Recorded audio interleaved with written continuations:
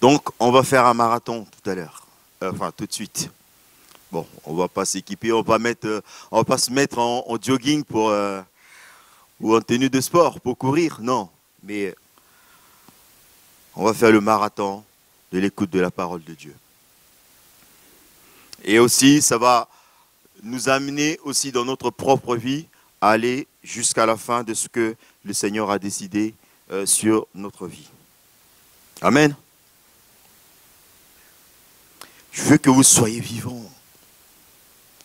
Que vous répondez, que vous prêtez attention. Ce n'est pas à moi, mais à la parole de Dieu.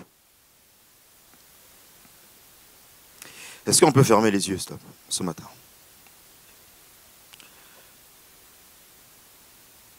Est-ce que chacun peut prier ce matin? Est-ce que chacun peut prier devant le Seigneur pour disposer son cœur ce matin? Seigneur, tu es Dieu, tu es au-dessus de toutes choses. Tu as fixé un rendez-vous avec ton peuple ce matin, Seigneur, oui, pour lui parler. Et tu veux nous parler, Seigneur, oui, mon Dieu, tu veux nous encourager, tu veux nous amener encore plus loin, Seigneur. Merci pour ton amour, merci pour le Saint-Esprit qui nous fortifie, Seigneur, qui chaque jour ne nous abandonne pas. Parce que, Seigneur, tu as dit, je ne vous laisserai pas orphelins. Je viendrai avec vous et je serai avec vous jusqu'à la fin du temps, Seigneur. C'est ta promesse. Et je sais que tu es fidèle et tu le ferais jusqu'à la fin, Seigneur, mon Dieu. Et j'ai la forte conviction encore ce matin, par ta parole, Seigneur, qui relève et qui encourage, qui dit, continue. Car tu es celui qui connaît nos faiblesses, Seigneur, mon Dieu. Tu connais nos manquements, nos médiocrités. Mais Seigneur, tu ne nous laisses pas orphelins. Tu es ce Père qui vient encourager. Tu es ce Père qui vient relever. Tu es ce Père qui vient fortifier, Seigneur. Et fortifie ton peuple ce matin. Ouvre-nous l'oreille, Seigneur, mon Dieu, de disciples, afin que nous écoutions, Seigneur, à la manière de disciples. Au nom de Jésus. Amen. Le Seigneur a dit, continue. Par l'exercice de don au milieu de nous ce matin, continue.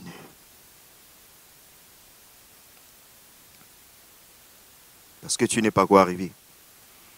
Alors, est-ce que quelqu'un est déjà arrivé au milieu de nous? Arrivé, mais où?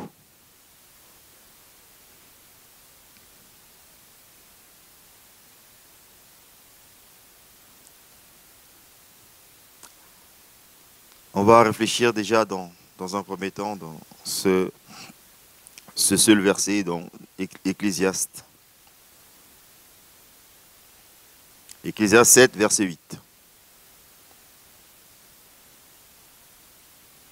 Mieux vaut la fin d'une chose que son commencement, mieux vaut un esprit patient qu'un esprit hautain.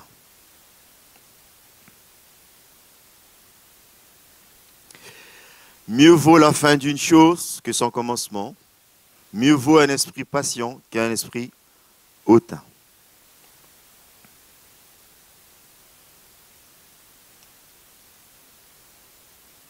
Dieu ne tient pas compte de ta faiblesse du début ou du milieu. L'objectif de notre Seigneur, c'est que nous puissions tous arriver. Ce que tu es pour l'instant ne compte pas grand-chose pour le Seigneur. Que tu es pécheur, que tu n'es pas encore converti, mais que tu viens à lui. Parce que je peux te dire une chose, c'est que le fait d'être là, peut-être ce matin, tu n'es pas venu de toi-même, c'est le Saint-Esprit qui t'a convaincu pour que tu puisses venir. Même si tu ne le connais pas encore. Et même si tu es chrétien, c'est le Saint-Esprit qui t'a convaincu ce matin pour que tu sois là où tu es, à écouter cette parole. Parce qu'il a beaucoup de choses à te dire. Il ne peut pas tout te dire d'un seul coup, mais il te dit morceau par morceau. Parce que la parole de Dieu, c'est aussi le pain qui nourrit notre âme, qui nous fait vivre d'une manière spirituelle. De la même manière que nous ne pouvons pas manger toute la nourriture de toute notre vie, d'un seul coup, en un seul jour, en un seul repas. Il est de même pour la parole de Dieu. Nous ne pouvons pas manger, nous ne pouvons pas comprendre la parole de Dieu en un seul coup.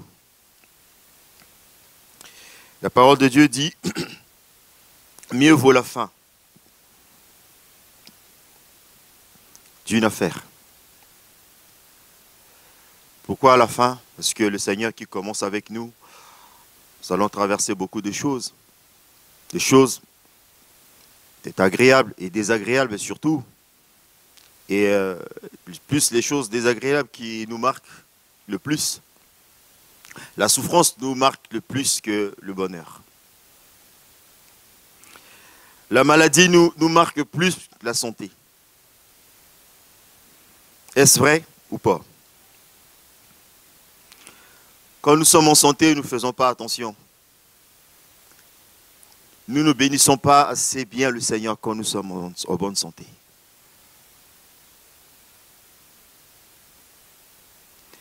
Quand nous avons de l'aisance financière, nous ne bénissons pas trop le Seigneur non plus. Nous ne savons pas reconnaître les choses. Mais si le Seigneur nous plonge, ne serait-ce qu'un instant, dans une crise financière, dans un problème de santé, dans une crise familiale, alors là, ça va nous marquer toute notre vie. Quelqu'un qui a un problème de santé, il ne va pas pleurer de joie tous les jours pour bénir le Seigneur. Mais quand il souffre dans son corps, alors il pleure pour de vrai. Pour implorer la grâce de Dieu pour que le Seigneur puisse sauver sa vie.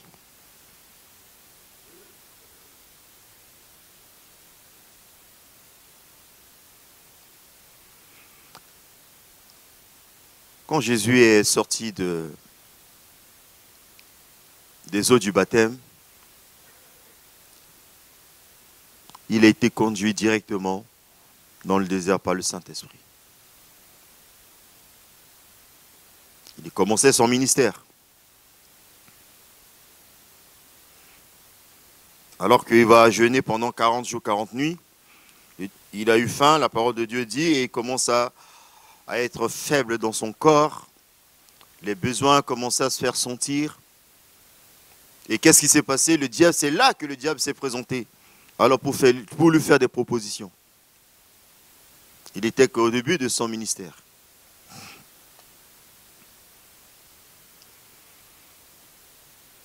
Le diable va lui faire des propositions alléchantes qui pourraient tout compromettre.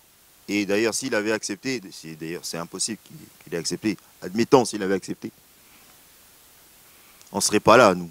On serait perdus, nous, vous et moi, on serait pour de bon rester dans la perdition, mais pour l'éternité. Mais Jésus avait un objectif. Ce n'était pas la gloire des hommes, ce n'était pas la gloire sur la terre, mais un objectif parce qu'il voyait déjà devant lui. Il voyait déjà ton âme. Il voyait déjà mon âme. Il voyait encore des générations. Vous voyez combien? 2000 ans déjà. Combien d'âmes ont accepté le Seigneur? Un nombre incalculable. Et le Seigneur avait déjà vu ça. Mais il fallait qu'il passe par la souffrance. Qu'il monte sur la croix. Pour qu'il atteigne son objectif. C'est pourquoi je t'ai posé la question tout à l'heure. J'ai dit, c'est quoi ton objectif dans le Seigneur? Est-ce que tu viens au Seigneur juste pour avoir la santé? Et si tu as la santé, qu'est-ce qui se passe par la suite? Tu viens au Seigneur pour avoir la richesse? Le Seigneur, il est riche. Pour résoudre un problème quelconque dans ta vie, tu auras ce que le Seigneur te donnera. Ce que ton cœur désire, le Seigneur te le donnera. Il est bon. Il est écrit qu'il y avait 10 malades ou 10 lépreux qui se sont présentés au Seigneur. Ils ont imploré le Seigneur. Le Seigneur est venu, s'est tourné et il les a guéris tous. Ils sont tous partis dans leur joie. ils ont commencé à glorifier le Seigneur, mais ils sont partis. Il y en a 2 seulement. Ou 1, je ne sais plus. Merci. C'était pour voir si vous suivez quand même. Il y en a un qui a dit à son cœur, mais j'ai été guéri, mais je n'ai pas eu le temps de le remercier. Il a fait demi-tour, il est revenu vers le Seigneur pour dire merci. Et il s'est prosterné, il a adoré le Seigneur. Il a manifesté sa reconnaissance. Et le Seigneur lui dit, mais y avait-il pas 10 lépreux qui étaient guéris, qui étaient purifiés? Comment ça se fait qu'il n'y en a que ce seul Samaritain qui est revenu?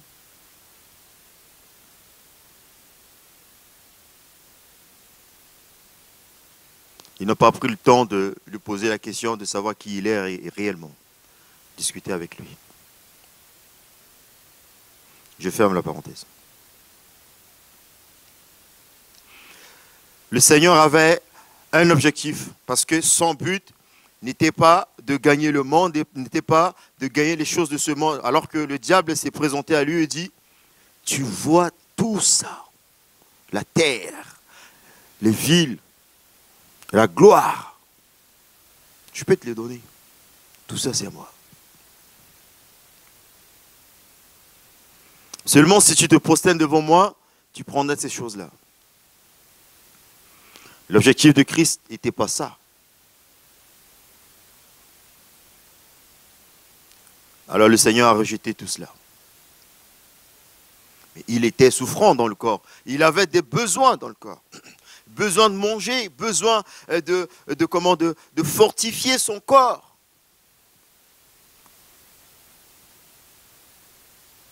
Le Seigneur te dit, continue ce matin. Je reprends la parole du Seigneur, parce que ce sont les mêmes termes que moi j'avais gardés.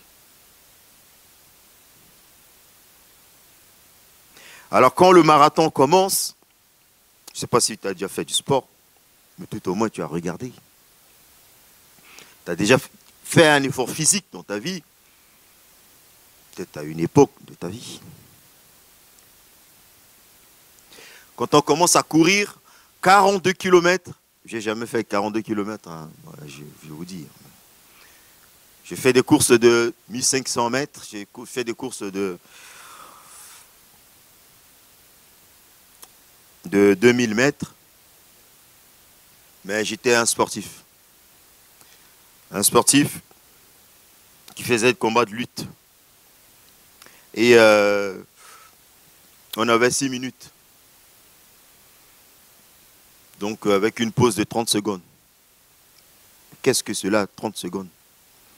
Tu n'as pas le temps de respirer, de prendre ton souffle. C'est déjà, il faut que tu repartes sur le Mais bien sûr, tu t'entraînes pour ça. Et tu t'entraînes, tu t'exerces à avoir des muscles, puis aussi le cardio, tu développes le cardio pour que tu puisses être fort et combattre jusqu'à la fin. Il faut tenir les 6 minutes là. 3 premières minutes, séparées des 30 secondes et les 3 dernières minutes. Il y a des sportifs parmi nous. Hein. Tu dois tenir le temps réglementaire. Et l'objectif aussi, c'est de gagner. Ce n'est pas de perdre, ce n'est pas juste de faire de combat. Tu montes sur le tapis, c'est pour gagner. Mais celui qui combat, qui court le marathon, l'objectif est de finir leur course, franchir la ligne. Et alors, beaucoup de gens, ils ont des objectifs. Quand je vois comment le marathon de Paris, ça fait un moment que je ne regarde plus ça. Il y a des gens, ils ont leur propre objectif.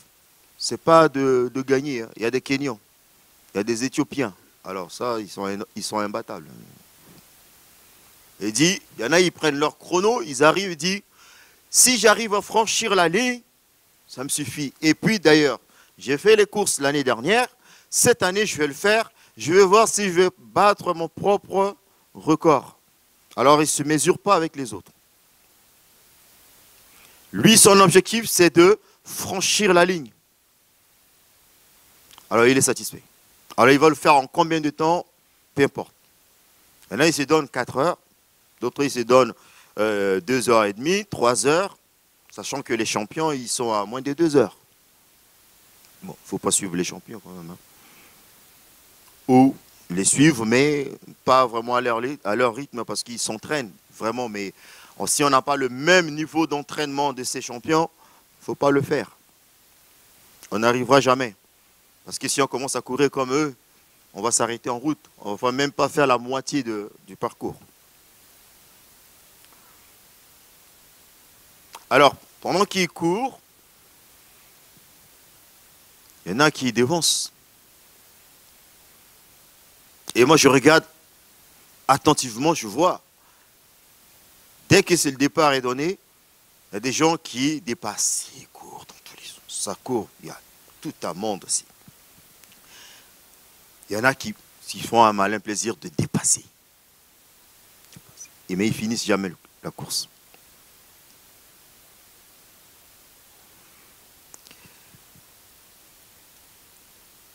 Et revenons à ce que je vous ai dit tout à l'heure. J'ai dit que je suis un sportif. Et dans le sport que je faisais, c'est que au début, tu peux prendre des points. On peut te mener. Mais c'est une lutte. Tant que le combat n'est pas fini, tant que l'arbitre n'a pas donné la fin du combat, tu dois faire tout, de surmonter tes points et de mener l'autre et de t'imposer à l'autre jusqu'à ce que tu gagnes le combat. C'est ce que j'appelle la mentalité de vainqueur.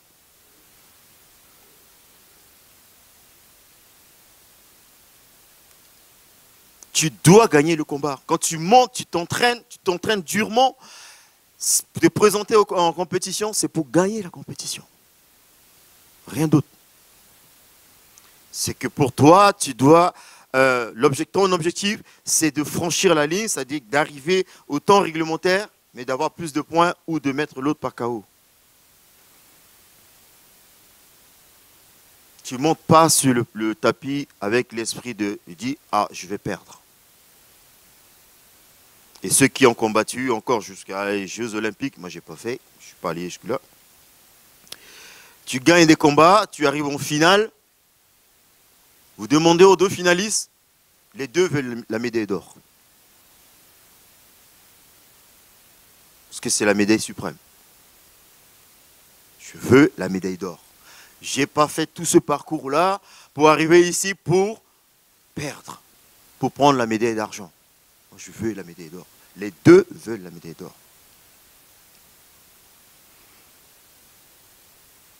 Mais le meilleur, c'est le meilleur qui va prendre la médaille d'or.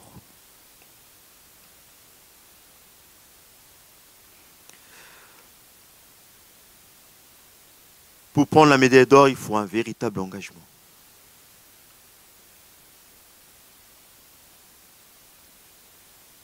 Pour franchir la ligne, il faut un véritable engagement. Je vous parle du sport, mais la foi est une lutte. Alors Dieu m'avait donné à faire de la lutte déjà bien avant. Ouais. Dans le sport, je suis venu à lui. Cette lutte ne change pas, ça change de nature. Le fond reste pareil.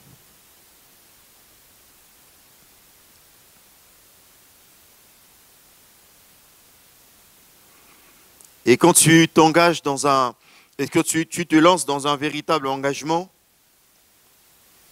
dans cet engagement, il y a des prix à payer. Ça coûte. Approchez-vous des marathons, des ceux qui font du sport, vous allez voir. Quand tu fais les 75% du temps, tes jambes deviennent lourdes. Même avec l'entraînement, ton corps commence à manifester des faiblesses. Tu ne fais pas gaffe, tu as même l'envie d'arrêter. Mais tu ne peux pas arrêter. Il faut que tu ailles jusqu'au bout. Et dans le Seigneur, c'est pareil. C'est quand on s'engage avec le Seigneur, on ne peut pas s'arrêter. On ne peut pas arrêter. La parole était sortie ce matin et dit, continue, je te donne 2 trucs.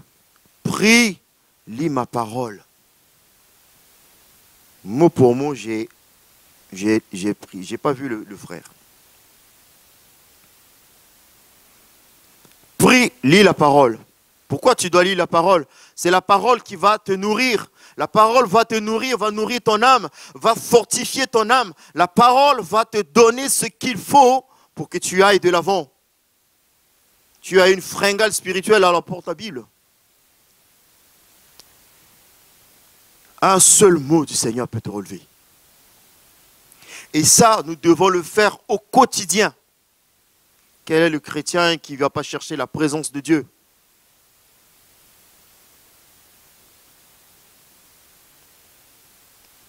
Mon frère, Saint-Esprit, t'as fait voir mes notes. Si tu ne cherches pas la présence de Dieu au quotidien, c'est pas que tu vas faire une seule fois. Après, tu fais ta réserve de la présence de Dieu. Tu attendras encore 1 mois pour venir. Ou tu fais ta réserve de la présence de Dieu le dimanche. Comme là, le matin, tu écoutes la parole de Dieu. Oh, c'est satisfaisant, c'est suffisant pour la semaine. J'attends encore un autre dimanche. Ça ne marche pas. Je te mets au défi. Mange aujourd'hui, tu attends encore dimanche pour manger, tu vas voir. Et puis on se verra dimanche, on se reverra et puis on en parlera. Je te mets au défi. Mange ton dernier repas aujourd'hui, ce midi là. Tu ne manges plus rien jusqu'à dimanche prochain. Déjà même dès ce soir, je ne sais pas si tu vas bien dormir. Ton ventre va se mettre à gargouiller. Tu vas tourner dans tous les sens, le sommeil va te quitter. Et je ne te dis pas pour le 2e, pour le 3e jour. Ça fait rigoler. Hein? Il en est de même pour la parole de Dieu. Il en est de même pour la parole de Dieu. La parole de Dieu dit que l'homme ne vivra pas de pain seulement, mais de toute parole qui sort de la bouche de... Alors si je mange du pain pour mon corps, pour fortifier mon corps, la parole de Dieu fortifie mon âme. Mais si je ne médite pas la parole de Dieu, si je ne lis ne serait-ce que pas un verset par jour, d'où est-ce que je vais avoir la force? Et le diable vient, il va te dire d'aller à gauche alors que tu dois aller à droite, mais tu iras à gauche. Parce que quand tu as faim, même l'odeur de nourriture seulement te guide, ça te fait tourner la tête. Mais quand tu as faim spirituellement, je vais dire, le diable se présentera à toi et te fera de nombreuses propositions. Il te dira d'arrêter, tu arrêteras. Non, mais c'est trop dur. Mais tu vois, mais tu peux faire ça. Tu peux faire une pause là. Mais tu peux t'arrêter. Mais ce n'est pas très grave. Tu reprendras. Tu t'arrêtes, c'est fini pour toi. Ah, je vais te dire ce qui se passe dans le sport. C'est qu'il y a un sportif qui est chaud. Son corps est chaud s'il arrête. Ne serait-ce qu'à un petit moment où il commence à refroidir. Alors lève-toi pour faire encore du sport. Tu vas voir. Tu ne pourras rien faire. Il faut encore que tu remettes la machine en route. Et spirituellement, je vous assure, c'est très très difficile. Demandez aux rétrogrades parfois. Ceux qui rétrogradent, qui connaissent le Seigneur, qui ont connu le Seigneur et qui ont marché vraiment avec le Seigneur, qui ont arrêté pendant un certain temps. Revenir au Seigneur, c'est un parcours de combattant. Des choses que tu faisais plus facilement comme ça et qui étaient pour toi naturelles, va devenir compliquées. Compliquées. Parce que des situations vont se dresser devant toi et il faut encore que tu actives ta foi. Ça va être compliqué pour toi. Y a-t-il quelqu'un ce matin, certainement, qui est fatigué, qui a cette envie-là, ce désir-là d'arrêter, d'abandonner, de baisser les bras, le Seigneur te dit, continue. As-tu pris la décision dans ton cœur de dire, ben voilà, oh j'ai trop souffert avec ce péché. Ce péché m'a trop malmené. Alors tu es à deux doigts de dire, ok Seigneur, je prends la décision. À partir d'aujourd'hui, je vais confesser ce péché et je vais en finir avec. À chaque fois, quand tu arrives pour franchir la ligne, le diable va dire, oh non mais attends encore un tout petit peu. Mais tu vois, mais qu'est-ce que les gens vont penser de toi? Qu'est-ce qu'ils vont penser de ta vie? Ne fais pas ça. Mais tu peux encore attendre un tout petit peu. Mais attends, attends. La semaine prochaine, tu pourras le faire. Ça sera le bon moment. Le Seigneur veut ta liberté. Vas-tu écouter le Seigneur? Le Seigneur te dit, continue. Ne t'arrête pas. À te donner la recette. Lis ma parole et prie. Nous avons chanté ici, il dit, Dieu est fidèle et ses promesses sont fidèles. Quand Dieu dit quelque chose, il le fait, il te dit, crois. Tu crois, quand tu crois, les choses vont arriver. La sœur Ella avait si bien dit que la foi, je ne sais pas comment je vais dire ça. Et tu me fais ferme assurance, démonstration des choses invisibles. Amener à l'invisible, au visible ce qui est resté invisible. La foi est capable de le faire. Mais comment pourrais-tu avoir la foi si tu ne lis pas la parole de Dieu, puisque c'est la parole de Dieu qui crée la foi en toi? Si tu lis la parole de Dieu, il dit, Dieu, comme nous l'avons chanté, est le Dieu de miracles. Dieu sauve, Dieu guérit. Mais quand tu lis ça, tiens, Dieu, donc tu es capable de faire ça. Oh Seigneur, sauve-moi. Seigneur, guéris-moi. Seigneur, pardonne-moi. Parce que ça va créer la foi en toi. Mais si tu ne lis pas, ta foi va diminuer et va s'éteindre. Et c'est pourquoi le Seigneur te dit ce matin, relève-toi. À partir d'aujourd'hui, prends un engagement sérieux de prier et de lire la parole de Dieu. Prie et lis la parole de Dieu. Lis la parole de Dieu et prie. Lis la parole de Dieu qui va créer la foi en toi et à partir de là, prie. Dieu aime bien quand on lui retourne sa parole. Seigneur, oh, tu as dit. Tu as dit. C'est toi qui as dit, c'est ta parole. Et il est fidèle à sa parole. Quand tu l'amènes, sa parole, il dit, tu as dit, tu peux guérir. Oh, tu as dit, tu peux faire ci. Mais c'est pour cela, je viens et je me tiens devant toi parce que toi, tu as dit, tu peux le faire. Et tu le fais. Il m'arrive parfois d'aller dans les magasins. On prend les catalogues. Ça vous arrive jamais, hein? Les promotions. Il y a des gens qui aiment les promotions ici. Alors, tu prends, par exemple, ici, c'est un litre d'huile. On te met promotion 50 centimes. Ça, c'est ce qui est marqué dans le prospectus. Tu arrives dans le magasin, il y a 1,50 €. Alors, tu prends 10 litres d'huile. Tu vas faire ta réserve. Tu arrives aux caisses, ça dit 1,50 €, ça te fait 15 €. Non, non, on s'est trompé, hein. Madame la caissière, on s'est trompé. Elle dit non, c'est le prix. Non, c'est le prix qui affiche devant moi. Il dit non, c'est le prix qui est affiché ici sur le prospectus. C'est pas ça. Ah ben tiens, attends, je vais voir mon responsable. Le responsable vient et dit monsieur, c'est marqué noir sur blanc ici ou en couleur, je ne sais rien. Le prix c'est 50 centimes. Il dit c'est pas moi qui ai fait le prospectus, c'est bien vous. C'est votre prospectus, monsieur. Oui ou non? Oui. Ah oui, c'est vrai, c'est 50 centimes. Le responsable, il ne pourra rien dire. Il dit, fais-lui à 50 centimes. Ça vous est jamais arrivé?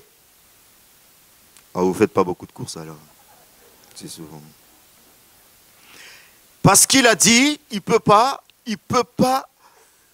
faire autrement.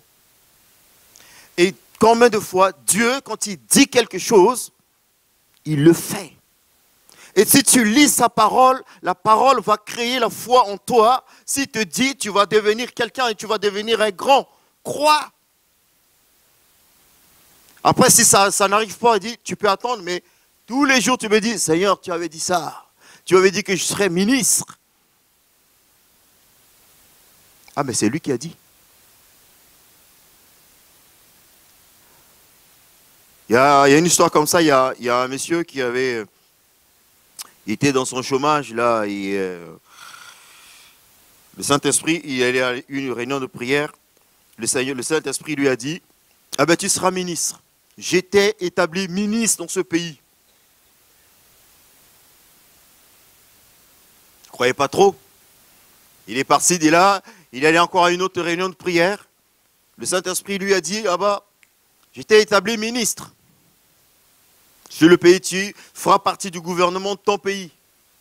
Je n'ai pas beaucoup de diplômes, mais Seigneur. Mais le Seigneur a dit. Il l'a confirmé dans deux endroits différents avec des personnes qui ne se connaissent pas. Ce monsieur, il va rester 17 années de sa vie. 17 années qui ont passé et un jour comme ça, il dit, ah, mais ça fait longtemps, le Seigneur m'avait promis. Seigneur, tu m'avais dit à deux endroits différents, je n'étais pas convaincu, mais la seconde fois, tu as dit par quelqu'un d'autre. Alors là, je baisse ma garde, je crois en ta parole. Cette parole qui était sortie, c'était bien pour moi. Tu as dit que je serais ministre. Où est ta parole? Pourquoi elle ne se réalise pas? Tu vas attendre que je vieillisse, que je meure. Quel ministre? Tu m'avais bien dit, si tu m'avais dit que je serais ministre, dans le ministère pour ton royaume, alors j'y suis déjà. Mais je vais voir cette promesse, il faut qu'elle se réalise. Une semaine après, il a été contacté pour devenir ministre et il est devenu ministre. Vous voyez, 17 années plus tard, parce que le Saint-Esprit lui avait dit. Mais si tu ne lis pas la parole de Dieu, la foi ne se créera pas en toi. Tu ne seras pas fort. Le Seigneur veut que tu ailles jusqu'au bout de l'objectif. C'est pourquoi le Seigneur dit, quiconque met la main à la charrue et se retourne pour regarder en arrière n'est pas digne de moi. Une fois que tu es engagé, tu es engagé. Et le Seigneur veut t'encourager encore ce matin à reprendre courage, à te relever, à te ressaisir. Lis la parole de Dieu. Lis la parole de Dieu et prie. Il n'y a rien d'autre.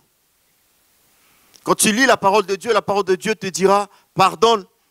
Ah, tu mettras en application. Et si tu pardonnes, est-ce que ça va marcher, ça ne va pas marcher? Ça va marcher. Si tu lis la parole de Dieu, te dit, ne vole plus. Parce que c'est mauvais devant Dieu. Mets en application. Prie. Le Seigneur te donnera la force. Le Saint-Esprit te donnera la force. Et cela permettra pour que tu puisses aller de l'avant. Parce que l'objectif du Seigneur, c'est pour que tu puisses franchir la ligne. Moi, il y a une parole qui est là. C'est dans 1 Corinthiens 13, verset 12. Si on peut l'afficher. Et je vais conclure là-dessus. Aujourd'hui, nous voyons au moyen d'un miroir, d'une manière obscure, mais alors que nous verrons face à face. Aujourd'hui, je connais en partie, mais alors je connaîtrai comme j'ai été connu. Mais c'est ce face à face-là, je m'arrête là. C'est ce face à face-là que je reste. Ça, c'est mon objectif personnel. Tu peux te donner ton objectif à toi. Moi, tout ce que je veux, parce que depuis tout petit, on dit, on ne peut pas voir le Seigneur, on ne peut pas voir Dieu. Je dis, mais moi, je veux le voir. La parole de Dieu me dit, je le verrai face à face. Alors, tout ce que je fais, c'est que, pour moi, il faut que je le voie face à face. On est qu'à deux, ma soeur, à vouloir le voir face à face. Tout ce que je veux, c'est que Dieu, je dois le voir face à face. Il faut que je voie Dieu, moi. Il faut que je le voie. Je ne sais pas pour toi. Il faut que je voie le Créateur du monde.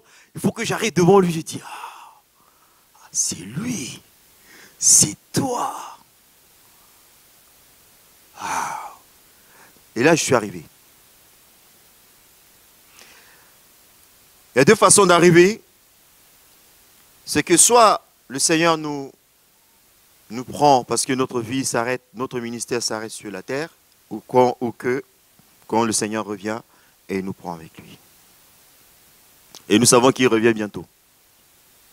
C'est pourquoi, pour forte raison, qu'il veut encore que nous soyons debout, que nous soyons forts dans la parole de Dieu, que nous soyons forts et espérants son retour. Nous n'allons pas espérer à notre mort, mais nous allons espérer à son retour. Parce que quoi qu'il arrive, nous ne mourrons jamais.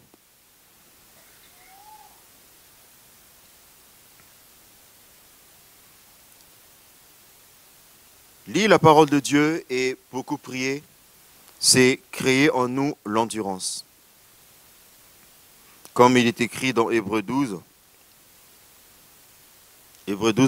verset 3, verset 2, ayant les regards sur Jésus, ou fixant les regards sur Jésus, le chef de la consommation et le consommateur de la foi, qui, en vue de la joie qui lui était réservée, a souffert la croix, méprisé l'ignominie, et s'est assis à la droite de Dieu, du trône de Dieu. Voilà son objectif, c'était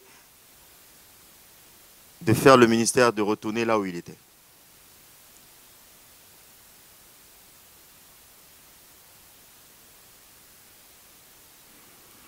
Et verset 3 il dit, il parlait de couronnement.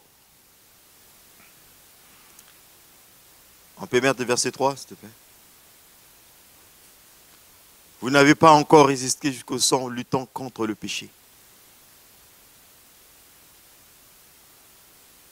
Nous devons résister jusqu'à la fin. Et c'est comme ça que le Seigneur nous récompensera. Et celui qui résiste jusqu'à la fin, il sera couronné de gloire. Et la parole de Dieu dit, ni les souffrances actuelles, tout ce que nous pouvons endurer actuellement ne saurait égaler le poids éternel de la gloire que Dieu a prévu pour chacun de ses enfants. Amen. Le Seigneur nous encourage encore ce matin à lire la parole de Dieu. Si tu ne l'as pas fait, ou si tu le faisais et que tu t'es arrêté à un moment, tu te lasses parce que tu ne vois pas le bout, le Seigneur te dit, relève-toi. Maintenant, mets-toi au travail. Lis ma parole, médite et prie. Lis ma parole, mets en application et prie. Que le Seigneur soit glorifié. Amen.